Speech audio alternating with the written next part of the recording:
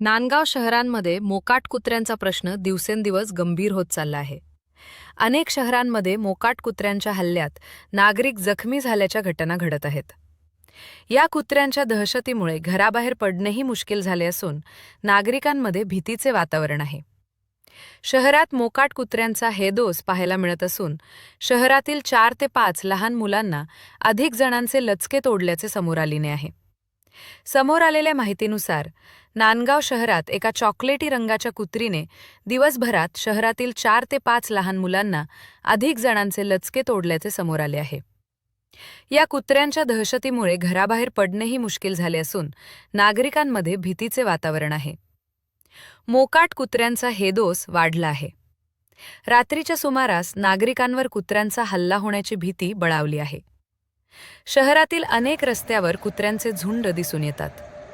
रात्रीच्या वेळी एक नव्हे तर अनेक कुत्रे वाहनावर धावून येतात. त्यामुळे वाहन चालकांचा अपघात होण्याची शक्यता बळावली आहे. यामुळे मोकाट कुत्र्यांच्या बंदोबस्त करण्याची मागणी जोर धरू लागली आहे. या कुत्र्यांच्या दहशतीमुळे घराबाहेर पडणेही मुश्किल झाले असून नागरिकांमध्ये भीतीचे वातावरण आहे. आमच्या नांदगावमध्ये खूप भीतीचं वातावरण झालं आहे भटक्या कुत्र्यांमुळे. कुठे येणं जाणं पण खूप मुश्किल झालेलं आहे आणि त्यामुळे लहान मुलांनासुद्धा बाहेर पाठवणं भीती वाटते. त्यामुळे नगर परिषद प्रशासनाने थोडी दखल घेतली पाहिजे, जेणेकरून बाहेर जाणाऱ्या लोकांच्या मनातून भीती निघून जाईल.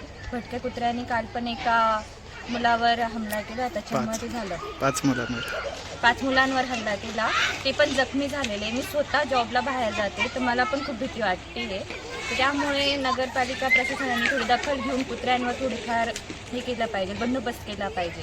म्हणजे लहान मुलांची पण शाळा बुडणार नाही आणि आमच्यासारखे जॉबला जाणाऱ्यांना पण भीती वाटणार नाही.